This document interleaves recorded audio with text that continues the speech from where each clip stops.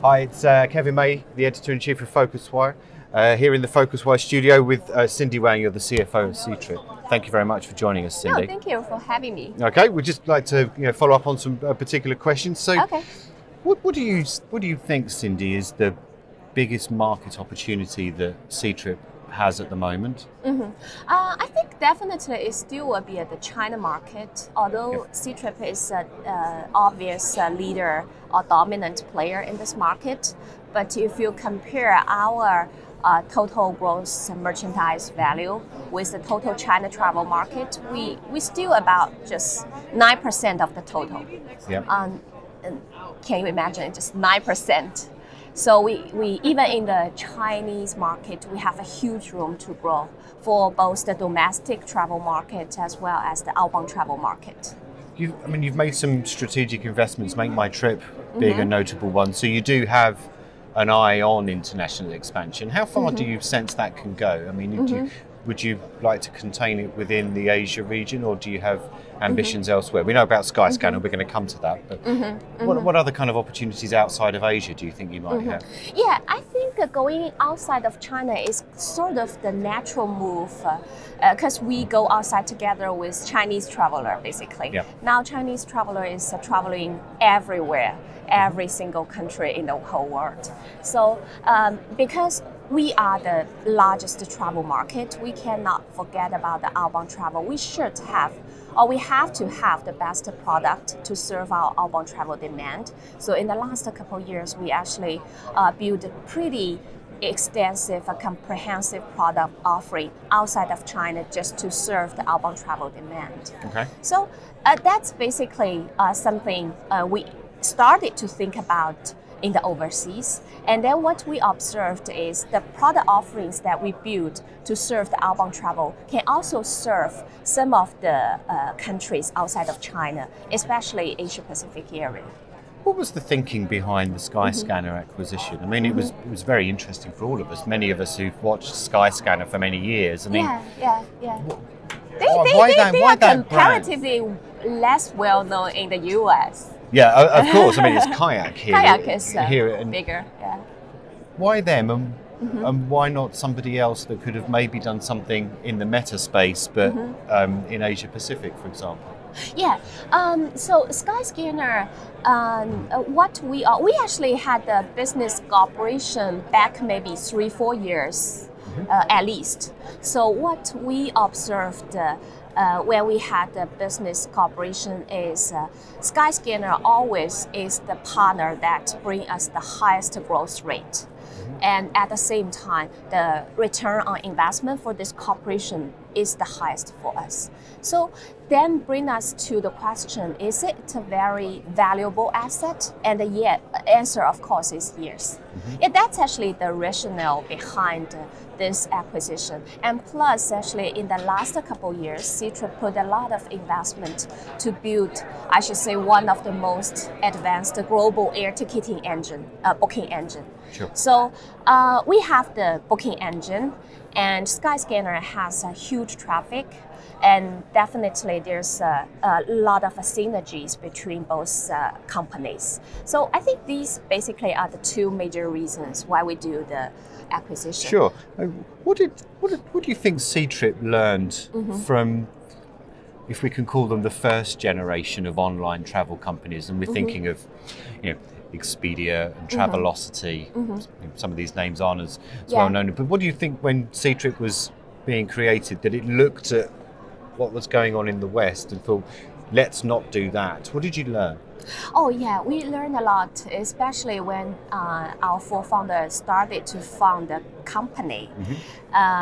We inspired by Expedia. Yeah, we admire Expedia, a lot of Western company a lot, and learn a lot from it. But we also have to adapt to the user behavior in Chinese travelers. Okay. And then we find it mobile now become very, very important portals for every single business in China. So we build the best mobile applications in the travel space in China, which help us to very efficiently acquire acquire a lot of mobile users in a very cost-efficient way. So now over 80% of our traffic are from our own mobile app in China, which is pure like organic traffic for us. So that's not even paid traffic, that's something that just comes to you anyway? Yeah, even for the paid traffic, but in China, we will be quite aggressively trying to convert them to our own like mobile app travelers. Sure. Yeah. Okay. What segment of the industry do you think you're probably weakest in, or put the other way, you think you could be better in? A lot. I think a lot. Okay. Yeah, because travel itself have a lot of categories, and we're trying to pretty much cover every single aspect of the customer's journey. Some areas we did quite good, but some areas we are still in the pretty early stage. Anyone in particular, or ones in particular? A lot, actually. Okay. No, it's very honest of you. That's great. Yeah, a lot. That's actually definitely the growth potential for our business, right? Great. So you can get better in the ones that you're weak in. Okay.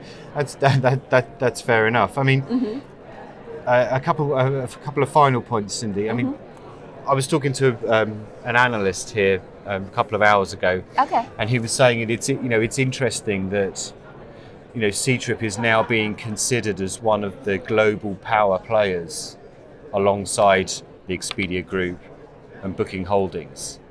Do you consider yourself increasingly a global power player? Yeah, as I explained, actually, our focus right now definitely even you asked me at the very beginning, even for the Chinese market, we are still about 9% of the total. We have huge room to grow, and definitely the outbound travel is one of the fastest growth segment in the whole world, not only just because on average the industry grows like mid-teens, which is incredible, I think, global-wise. So going forward, we will still capture this huge opportunity. But at the same time, as I explained, we want to have the best product to serve the outbound, and we will also look at the opportunities that with this comprehensive and competitive product offering, we can also serve some of the market, starting from Asia Pacific area. And the other side, of course, we want to help Skyscanner to grow their business. Okay. Yeah, you have an interesting relationship with Booking Holdings in that it is an investor, but it also invests in companies that are competitive to Ctrip.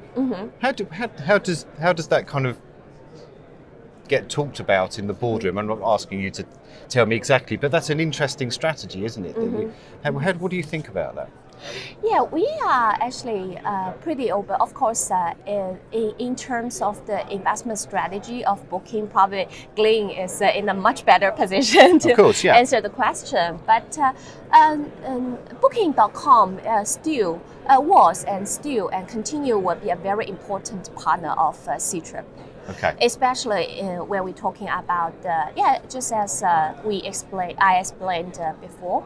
I think for the international market, we have the platform model in addition to our own agency model. So we invite a lot of international partners to participate.